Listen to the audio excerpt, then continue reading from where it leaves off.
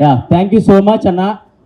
పిలవగానే వచ్చినందుకు thank you so much. And wait చేసి మరీ నా కోసం ఇచ్చేస్తున్నందుకు థ్యాంక్ యూ సో మచ్. బేసిక్గా బయటికి రాగానే మీతో ఇంటరాక్ట్ అవ్వాలి అని అనుకున్నాను, కానీ ఫెస్టివల్ మూడ్ ఇవన్నీ కొంచెం హడావిడి ఉండటం వల్ల లేదు, మీతో కొంచెం ఫ్రీగా టైం తీసుకొని మీతో కొంచెం ఎక్కువ టైం స్పెండ్ చేయాలనే ఈరోజు ఇలా మీ అందరిని పిలవటం జరిగింది. Thank you so much. ప్రతి ఒక్కరికి ఇక్కడికి వచ్చిన ప్రతి ఒక్కరికి థ్యాంక్ యూ సో మచ్. నన్ను కలవటానికి వచ్చిన థ్యాంక్ యూ సో మచ్. ఇంకేంటి పరిస్థితి? ప్రభంజనం వెయిట్ అక్కడ తగ్గుతామండి, ఎవరు వెళ్ళినా తగ్గుతారు అక్కడికి వెళ్తే. బికాజ్ అక్కడ సిచ్యువేషన్స్ అలా ఉంటాయి, హౌస్లో సిచ్యువేషన్స్ అలా ఉంటాయి, మీరు అందరూ చూస్తూనే ఉంటారు కాబట్టి.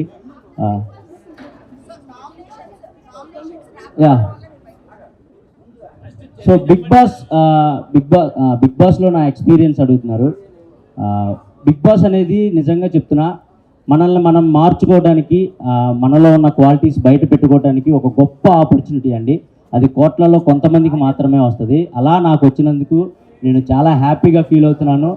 అండ్ బయటకు వచ్చిన తర్వాత మీ అందరి ప్రేమ, మీ అందరి అభిమానం చూసిన తర్వాత ఇంకా ఇంకా ఇంకా హ్యాపీగా ఫీల్ అవుతున్నాను. నేను తీసుకున్న స్టెప్ కరెక్టే అని నాకు అనిపించింది.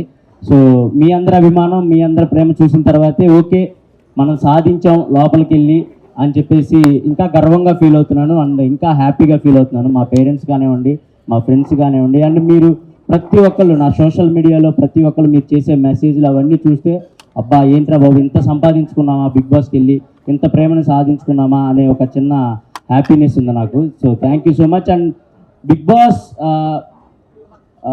బాస్లో ప్రతి ఒక్కరికి ఒక్కొక్కరికి ఒక్కొక్క సపరేట్ జోనర్ ఉంటుంది, ఒక్కొక్కళ్ళు ఒక్కొక్క సపరేట్ జోనర్లో ఆడుతూ ఉంటారు. సో నా క్వాలిటీ ఏంటంటే నేను నవ్వించాలి, జనాల్ని ఎంటర్టైన్ చేయాలి అనే పర్పస్ మీద నేను వెళ్ళటం జరిగింది. సో అది 100% నేను ఫుల్ఫిల్ చేసుకున్నానని అనుకుంటున్నాను. ఎందుకంటే బయటకు వచ్చిన తర్వాత మీ అందరు చేసే మెసేజ్లు కానివ్వండి, మీరు ఇచ్చే అభిమానం కానివ్వండి, అవన్నీ చూస్తే ఓకే మనం వెళ్ళినందుకు ఒక ఎంటర్టైనర్గా మీ అందరిని ఎంటర్టైన్ చేశాను, నవ్వించాను అని అనుకుంటున్నాను. So it's a great opportunity and మంచి ఎక్స్పీరియన్స్ అండి. బిగ్ బాస్ అందరికీ చాలా మంచి ఎక్స్పీరియన్స్, చూసే మీకు మంచి ఎక్స్పీరియన్స్, లోపల ఉన్న మాకు చాలా మంచి experience. So thank you so much. ఈ సీజన్ని పర్టికులర్గా ఈ సీజన్ని అంత పెద్ద హిట్ చేసినందుకు ప్రతి ఒక్కరికి thank you so much. Thank you. Big boss తర్వాత ఏం చేంజ్ వచ్చింది? బిగ్ బాస్లో అంటే మనం చాలామంది అనుకుంటారు బిగ్ బాస్లో వీళ్ళు యాక్టింగ్ చేస్తున్నారు అలా 105 రోజులు యాక్టింగ్ చేయడం ఎవరి వల్ల కాదండి. ఎందుకంటే అక్కడ సిచ్యువేషన్స్ కూడా అలాగే ఉండే. వీడు యాక్టింగ్ చేస్తున్నాడు అని తెలిస్తే బిగ్ బాస్ వాడికి వేరే పరీక్ష కూడా పెడతాడు. సో అట్లా మనం ఏంటి, మన ఒరిజినాలిటీ ఏంటి, మన క్యారెక్టర్ ఏంటి అని జనాలకి తెలిసేలా చేసేదే బిగ్ బాస్. సో నా ఒరిజినాలిటీ జనాలకు నచ్చుతుందా లేదా, నేను ఇంత ఇలా సాఫ్ట్గా ఉంటాను, మనం ఎవరిని అంటే బాధపడేలాగా మాట్లాడే వ్యక్తిత్వం కాదు నాది. సో ఇలా ఉండటం జనాలకు నచ్చుతుందా లేదా, కొంచెం మాసిగా ఉండేవాళ్ళు కూడా నచ్చుతూ ఉంటారు బిగ్ బాస్లో. కొంచెం చిల్ మూడ్ మాసిగా ఉండేవాళ్ళు నచ్చుతారు. ఇలా ఉండేవాళ్ళు ఇదేంటి కొంచెం సైలెంట్గా ఉంటున్నాడు అని కూడా నచ్చకపోవచ్చు.